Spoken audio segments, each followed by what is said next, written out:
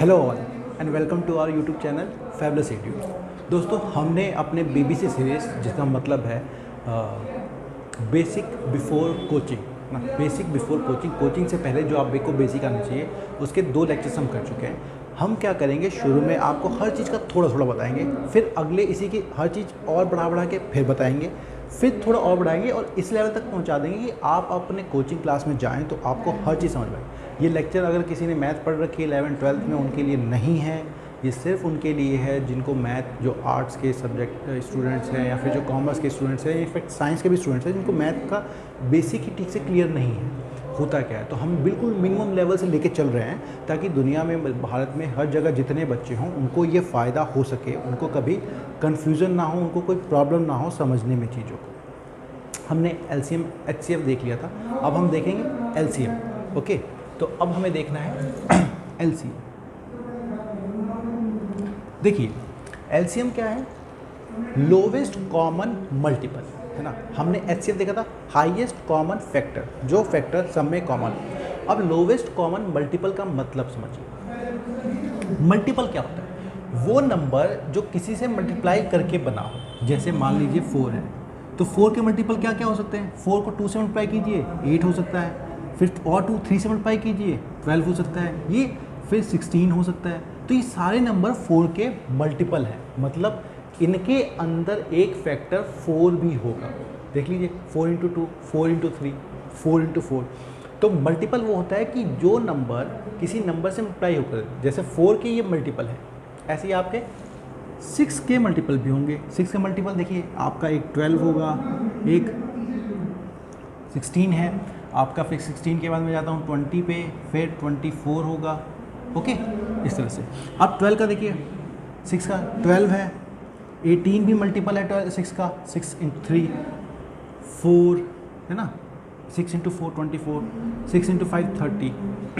अब lowest common multiple, अब आपको देखना है कि 4 और 6, अगर आपसे बोले कि 4 और 6 का आप LCM बताइए, तो आपको क्या निकालना है, इन दोनों के मल्टीपल जो दोनों से डिवाइड हो जाते हैं, जैसे 4 से भी हो और 6 से भी हो।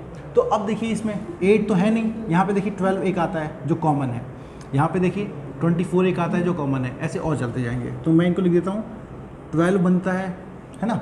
मैं मल्टीपल बता रहा हूँ, अभी मल्टीपल देख रहा हूँ 4 और 6 के, जो 4 और 6 दोनों में आते हैं। तो 12 भी है, 24 भी है, ऐसे ही आपका 36 भी आता है, ऐसे ही आपका 48 भी आता है। ये सारे नंबर क्या है, आपका 4 से भी डिवाइड हो जाते हैं, 6 से भी डिवाइड हो जाते हैं, मतलब वो 4 का भी मल्टीपल है और वो आपका 6 का भी मल्टीपल है। ओके, जब 4 और 6 दोनों के मल्टीपल हैं वो, तो अब आप सिंपल सी बात समझिए कि 4 और 6 हमसे क्या पूछा है, लोवेस्ट कॉमन मल्टीपल। तो लोवेस्ट कौन है इसमें से, 12, 24 है, लेकिन 24 से भी छोटा कौन है, तो आपका जो लोवेस्ट कॉमन मल्टीपल होगा वही आपका हो गया 12। आपको समझ में आया मल्टीपल क्या होता है, वो नंबर जो दूसरे नंबर से, जैसे 4 का मल्टीपल 8 है, 12 है, ये सारे इनके अंदर इनका फैक्टर आता है। मल्टीप्लाई करेंगे आप, ये 4 का मल्टीपल है, ये भी 4 का मल्टीपल है ना। इसके अंदर 4 से डिवाइड हो जाता है, जो भी चीज़ डिवाइड हो जाती है वो उसका मल्टीपल है। आप इसको 4 से डिवाइड कर सकते हैं, तो ये 4 का मल्टीपल है, ये भी 4 का मल्टीपल है। 6 का देखा हमने, फिर कॉमन भी आएगा, वो टर्म जो दोनों में होता हो वो भी देखा हमने। अब इन दोनों में जो सबसे लोवेस्ट हो उसे ही हम LCM मानते हैं, लोवेस्ट कॉमन मल्टीपल। वो मल्टीपल जो इससे भी डिवाइड हो जाए और इससे भी डिवाइड हो जाए और छोटा भी हो। मल्टीपल तो ऐसे बहुत सारे होंगे, लेकिन हमें सबसे छोटा इसलिए लोवेस्ट लगाते हैं। ओके दोस्तों, अब मैं आपको दिखा देता हूँ, जैसे अगर आपको LCM निकालना हो, आपका एक हो गया मान लीजिए 12 और ये एक आ गया 18 है ना। आपको निकालना है इसका लोवेस्ट कॉमन मल्टीपल। तो अब हम जानते हैं 12 के क्या बनते हैं, 12, 24, 36 मल्टीपल है, लिख रहा हूँ सारे में, 36, 48, 60। अच्छा 18 का हम अगर लिखना चाहें तो क्या लिखेंगे, 18 का हम लिखेंगे 18, 36, 54,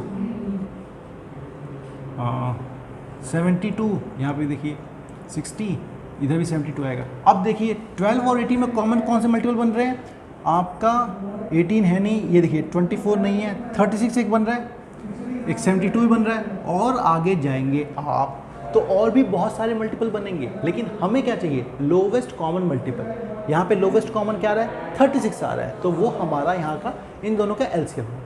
ये तरीका था आपको समझाने के लिए। लेकिन अगर हमें एलसीएम निकालना हो तो हम प्राइम फैक्टर वाले मेथड को यूज़ करते हैं, उससे ज़्यादा अच्छे आसानी से आ जाता है, क्योंकि आप ये निकालते रहेंगे बहुत लंबा फंसेगा, 3-4 चीज़ों का नहीं हो पाएगा। जैसे आपको मैंने अगर एलसीएम सिखाया, मैं एक नंबर ले लेता हूँ इसमें से 12 और 18 का, जैसे मैंने आपको बताया, ओके। तो 12 18 का देखिए प्राइम फैक्टर वाले तरीके से मैं करता हूँ। अभी हमने प्राइम फैक्टर किस तरीके से, हमें क्या करना है, सबसे पहले छोटा नंबर लेना है। सबसे छोटा नंबर क्या होगा, 2 से डिवाइड करते हैं, दोनों को डिवाइड करेंगे। ये क्या आ जाएगा आपका 2, तो ये आपका आ जाएगा 6, ये आपका आ जाएगा 9। अब हम फिर 2 से देखें तो 2 से ये डिवाइड हो सकता है, ये नहीं हो सकता, हमें कोई फ़र्क नहीं पड़ता। जिससे जो भी डिवाइड होता है वो करते चले जाना है। अगर कोई नंबर दोनों से डिवाइड होता है तो वो भी करते रहते हैं। फिर 2 से लेते हैं, यहाँ क्या आ गया आपका 3, यहाँ पे आ गया 9। फिर अब देखिए 2 से डिवाइड नहीं हो सकता, 3 से हो सकता है, 3 लेते हैं। 3 से यहाँ पे आ जाएगा 1 और यहाँ पे आ जाएगा आपका 3 से डिवाइड किया 9 को तो 3। अब फिर 3 से डिवाइड कर लीजिए तो ये आ गया 1 और ये आ गया 1। इसका मतलब ये जो चीज़ बनी है आपकी, यही आपका एलसीएम हो गया। तो इसका 12 और 18 का एलसीएम क्या आ गया आपका, ये चीज़, ये क्या है 2 × 2 × 3 × में 3। देखिए क्या बना 4 3 × 12, 12 3 × 36। उसी मेथड से ये भी निकल सकता है। ओके, आप ये एलसीएम सीख गए। अब जैसे 2 नंबर का था, ये मैं आपको 3 नंबर का लेके दिखाता हूँ। 3 नंबर का एलसीएम लेना है आपको। नंबर ले लेता हूँ मैं 40, 48 और 45। वही प्राइम फैक्टर वाला मेथड अप्लाई करेंगे। अब आपने देखा होगा, पहले 2 से 20 आ जाएगा, ये 24 आ जाएगा। ये 2 से डिवाइड नहीं होता, हमने सीखा था 2 का डिविजिबिलिटी 5 हो एंड में, डिवाइड नहीं होगा। तो ये 45 को 45 ऐसे रख लेंगे। फिर देखिए और 2 जा रहा है, और 2 लिखेंगे, ये 10 बन जाएगा, ये 12 बन जाएगा, ये 45 को 45 रहेगा। फिर और 2 से कीजिए, ये 5 आ जाएगा, ये 6 आ जाएगा, ये 45 रहेगा। फिर और 2 से यहाँ जा सकता है, 5 रह जाएगा, ये 3 बन जाएगा, ये 45 बन जाएगा। अब नहीं जा सकता, 3 से जा सकता है, 3 से कर लेते हैं हम, ये 5 आ जाएगा, ये 1 हो जाएगा, ये 3 से ये डिवाइड हो सकता है, तो ये हो गया आपका 15। अब देखिए 3 से अभी और जा सकता है, 3 से किया 5 आपका 1 और ये आपका 5। अब कीजिए 5 से, ये आपका 1 1 1। तो अब हमारा एलसीएम क्या आ गया, इन सब का मल्टीप्लाई। तो आप एलसीएम लिख देंगे 2 × 2 × 2, 4 बार 2 है, × 2, 2 बार 3 है, × 3 × 3 × में 5। मल्टीप्लाई करके देख लीजिए, 2 2 जा 4, 4 2 जा 8, 8 2 जा 16, 16 3 जा 48, 48 × 5 को 240, 240 × में 3, 720 आएगा आपका आंसर। ओके, चेक कर लीजिएगा आप मल्टीप्लाई करके, मल्टीप्लाई करना है आपको। 8 3 जा 24, 24 रुक जाइए, हाँ 16, 16 3 जा 48, 240, 240 × में 3 और 720 आपका आंसर। ये इस तरह से हम एलसीएम निकाल सकते हैं। तो अब आप अपना एलसीएम सीख गए होंगे। अब मैं आपको थोड़ा सिखाता हूँ बेसिक ज्योमेट्री। ओके, आप इस तरह से एलसीएम निकाल लेंगे किसी भी चीज़ों का। आपको कई बार एलसीएम की जरूरत पड़ेगी। अभी हम फ्रैक्शन देखेंगे, 2 + 3 + 4 + 9 कैसे सम करते हैं, है ना, उनका कैसे निकालते हैं, सब चीज़ें सीखेंगे, उसमें ये बहुत काम आएगा। इनफैक्ट ये आपके बहुत सारे क्वेश्चंस में एलसीएम से ही बेस बनता है, चीज़ें शुरू होती हैं। ओके, जब आपको मैं अपनी क्लासेस में टाइम एंड वर्क पढ़ाऊंगा, स्पीड एंड टाइम पढ़ाऊंगा, परसेंटेज में भी, हर जगह एलसीएम का काम आएगा। आप एलसीएम लेके ही फ्रैक्शंस को इक्वल करते हैं। चलिए, अब मैं आपको थोड़ी सी बेसिक ज्योमेट्री पढ़ाता हूँ। बेसिक ज्योमेट्री, देखिए बेसिक में इसलिए लिख रहा हूँ, थोड़ा सा बताऊँगा। 4-5 लेक्चर के बाद मैं फिर से ज्योमेट्री पे आऊँगा, उसमें थोड़ा और बताऊँगा, इसमें एरिया ये सब होगा। फिर 4-5 लेक्चर बाद थोड़ा और बढ़ाऊँगा, इससे ताकि आप ग्रैस्प करते रहें, चीज़ें समझते रहें। बेसिक देखिए, बेसिक में चलते हैं। हमें पहले समझना होता है लाइन सेगमेंट क्या होता है। लाइन सेगमेंट दोस्तों कोई भी लाइन का एक पार्ट होता है जिसका हम नाम दे देते हैं, वो फिक्स हो जाता है। जैसे मान लीजिए एक लाइन थी, है ना, मैंने बोल दिया ये पॉइंट है ए और ये पॉइंट है बी, नामकरण कर दिया उनका, ए पॉइंट से हम नाम कर लेते हैं। तो ये आपकी लाइन सेगमेंट बन गई ए और बी। ओके, जब दो लाइन सेगमेंट मिलते हैं तो या तो सीधे मिल सकते हैं या फिर एंगल पे मिल सकते हैं, तो उन्हें हम बोलते हैं एक एंगल बनाते हुए। जैसे आपका एक लाइन सेगमेंट ये हो गया ए बी, और बी और सी से एक और लाइन सेगमेंट ये हो गया, तो ये तो एक स्ट्रेट लाइन बन गई। लेकिन अगर आपका यही सी जो होता बी से ऐसा कुछ मिल रहा होता, ये बी होता ये सी होता, तो अब देखिए ये जो चीज़ें हम नापते हैं, ये जो बना, इसी को हम एक एंगल बोलते हैं, है ना। ये किसी एंगल पे, अगर आपके पास डी हो तो हम डी से मेज़र करते हैं कितना एंगल बना। ओके, मैं अभी आपको सब सिखाऊंगा कि होता क्या है। आपको ये समझ में आ गया कि दो लाइन सेगमेंट जब एक दूसरे को मिल रहे हैं, ये है ए और बी लाइन सेगमेंट, ये है सी और बी, नामकरण कर दिया जिससे हमें पता लग जाए है कौन सा, सी और बी और ए और बी, ये दोनों जिस पॉइंट पे मिल रहे हैं वो जो बना ये एंगल बना। अब देखिए ये एंगल बड़ा होगा छोटा होगा, अगर ये एंगल ऐसे मिलते तो ये होता बी होता ये सी होता, तो ये एंगल देखिए ज़्यादा बड़ा है इससे, ये छोटा है, और ये एंगल ज़्यादा बड़ा है, तो हम एंगल से नाप लेते हैं। अब एंगल क्या होता है, कितने कितने तरह के होते हैं ये बताता हूँ आपको।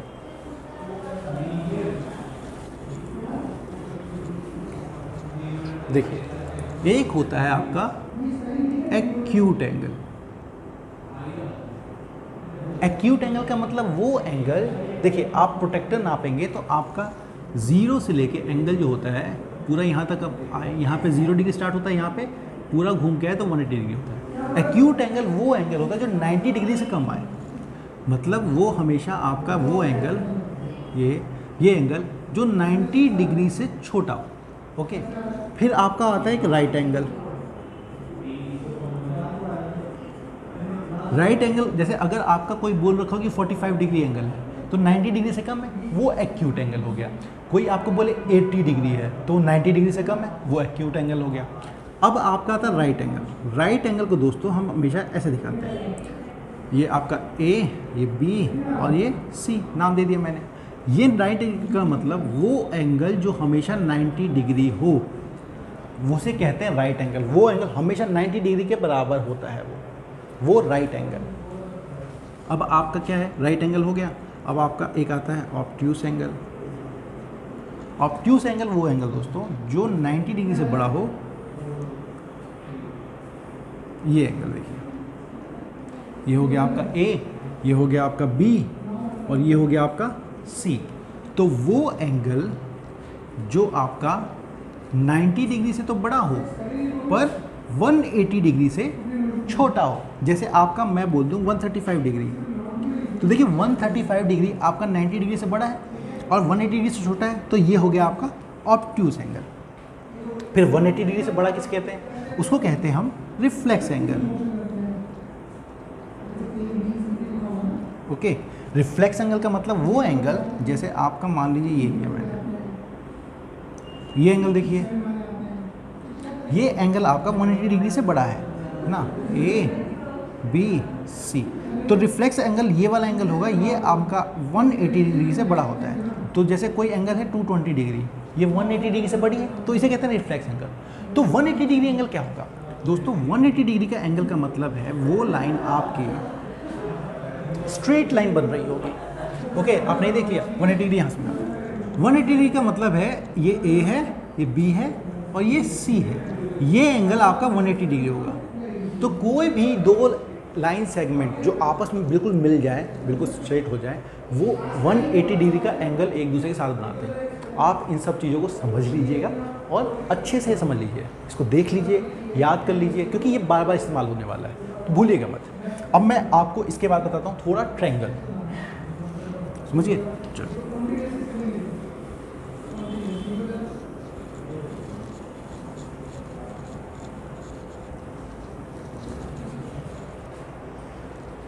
ट्रायंगल के बारे में समझते हैं। देखिए दोस्तों, हमारे ट्रायंगल जो है, ट्रायंगल से पहले मैं आपको थोड़ा सा सेगमेंट परपेंडिकुलर बताता हूँ। देखिए एक होता है परपेंडिकुलर।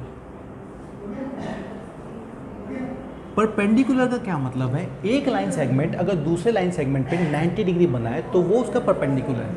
कैसे बनाएगी, मान लीजिए ये लाइन सेगमेंट है ए और बी, दूसरी लाइन सेगमेंट में यहाँ से ले लेता हूँ सी और डी, है ना, ये पॉइंट हो गया डी, तो ये बिल्कुल 90 डिग्री बनाए तो ये है परपेंडिकुलर। फिर एक होता है आपका, कहते हैं परपेंडिकुलर, समझिए एक लाइन सेगमेंट के ऊपर दूसरी लाइन सेगमेंट 90 डिग्री बना दियो, बिल्कुल आपकी वो हो जाएगी परपेंडिकुलर। फिर आपका एक आता है परपेंडिकुलर बाइसेक्टर बोलते हैं उसको। देखिए बाइसेक्ट का मतलब ही होता है दो भागों में बराबर बांटना, तो वो परपेंडिकुलर जो नीचे वाली लाइन सेगमेंट को बराबर बांटों में भाग दे। ये एक लाइन है हमारी ए और बी, अगर इसका मिड पॉइंट ये है और यहाँ से आपने लाइन खींची ये 90 डिग्री बनाते हुए सी, अब आपने ये इस तरह से बाइसेक्ट किया है कि ये इसके परपेंडिकुलर भी है और ये दोनों सी जो है ना ए और बी का मिड पॉइंट, मतलब ये साइड और ये साइड दोनों बराबर है, तो इसे कहते हैं हम परपेंडिकुलर बाइसेक्टर। दोनों चीज़ें समझ लीजिए, ये हो गया परपेंडिकुलर बाइसेक्टर, ये हो गया आपका नॉर्मल परपेंडिकुलर। यहाँ पे देखिए दोनों साइड बराबर नहीं है। अब हम देखते हैं ट्रायंगल कैसे बनते हैं। देखिए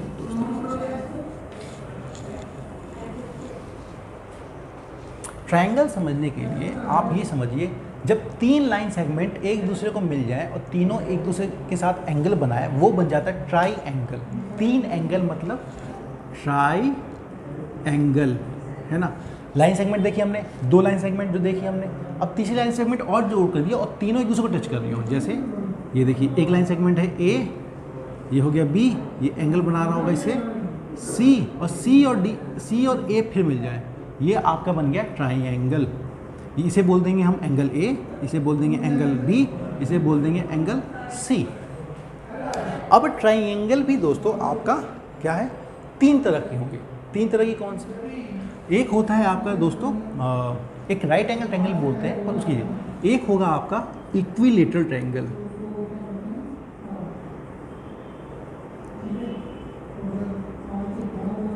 इक्विलेटरल ट्रायंगल मतलब वो ट्रायंगल जिसकी तीनों साइड बराबर हो। कैसे, जैसे मान लीजिए आपकी एक ट्रायंगल है ये, ओके, इसकी लेंथ है 5 सेंटीमीटर का है, ये भी 5 सेंटीमीटर का है, और ये भी 5 सेंटीमीटर का है। देखिए ये तीनों बराबर आ गए। तीनों जब बराबर हैं तो इसे कहते हैं हम इक्विलेटरल ट्रायंगल।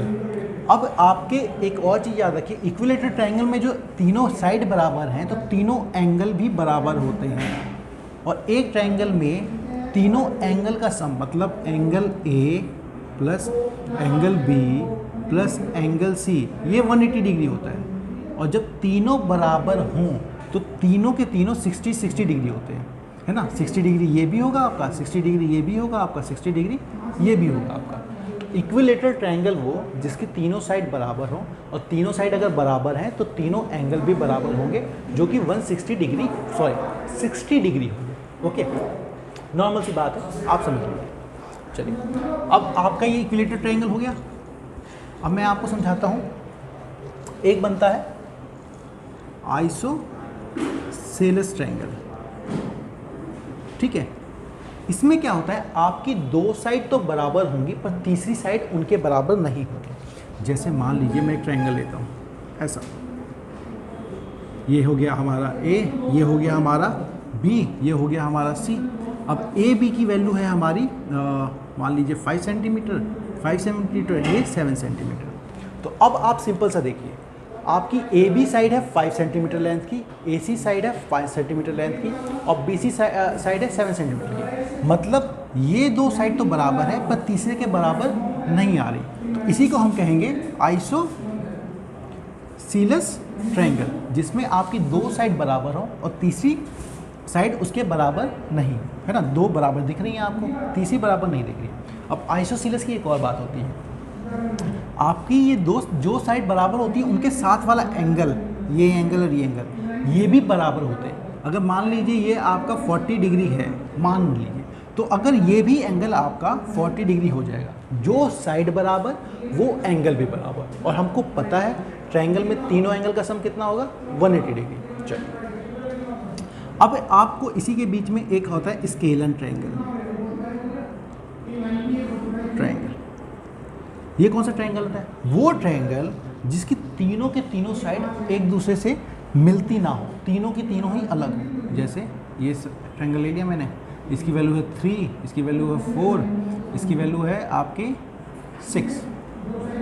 ओके 3 4 6। अब देखिए तीनों साइड बराबर नहीं है, तीनों साइड बराबर नहीं है तो ये आपका स्केलन ट्रायंगल हो गया। इसके साथ में हमारा एक ट्रायंगल आता है, वो होता है राइट एंगल ट्रायंगल। तीनों देख लिया आपने, एक राइट एंगल ट्रायंगल देखते हैं।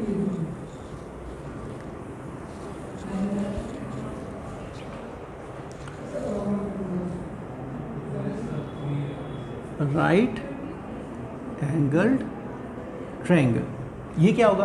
कोई भी एक एंगल जो 90 डिग्री हो उसे हम कहेंगे राइट एंगल ट्रायंगल। ये देखिए ऐसा,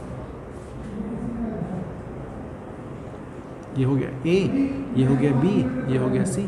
अब मान लीजिए इस ट्रायंगल की तीनों साइड बराबर नहीं होती है ना, ये हो जाती 3, ये हो जाती 4, ये हो जाती 5, तो हम इसको कहते आइसोस्केलन राइट एंगल ट्रायंगल। अगर मान लीजिए ये दोनों साइड बराबर होती, ये ऐसा कुछ होता 7 7 और ये आपका बन जाएगा 7√2। √2 बाद में बताऊंगा आपको। तो ये हो गया A, ये हो गया B, ये हो गया C। तो इसको हम कहेंगे दो साइड बराबर है, राइट एंगल है, तो इसको बोल देंगे हम आइसोस्केलस राइट एंगल ट्रायंगल। तो ये तो होगी आपकी ट्रायंगल। ओके, तो चलिए आप कुछ छोटे छोटे सवालों का मुझे जवाब दे दीजिए जिससे मैं समझ जाऊं कि आप चीज़ें कर बैठे। जैसे आपका ये बताइए 7 7 7 ये कौन सा ट्रायंगल होगा? कमेंट सेक्शन में लिख के बताइए। ऐसे ही आप मुझे बताइए 5 5 ये कौन सा एंगल ट्रायंगल होगा? ये 90 डिग्री, ये बताइए। ऐसे ही आप मुझे बताइए 7 7 8 ये बताइए कौन सा एंगल, कौन सा ट्रायंगल है? ओके आप तीनों, अगर मैं आपको बोलूं कि एक ट्रायंगल है PQR, ठीक है, ट्रायंगल बना दी PQR, मतलब कोई भी ट्रायंगल ले लिए ऐसे, आप उसके ले लीजिए P एक हो गया, एक होगा Q, एक होगा R। PQR का मतलब वही होता है ट्रायंगल PQR। अब इसमें अगर आपकी साइड दे रखी है कि PQ बराबर है PR के बराबर है QR के, तो देखिए PQ बराबर है PR के बराबर है, और ये किसके बराबर? QR के, मतलब तीनों साइड बराबर है। तो आपको ये बताना है कौन सा ट्रायंगल है। चलिए मैं इसकी लेंथ भी देता हूँ, इसकी लेंथ है आपकी 6 सेंटीमीटर।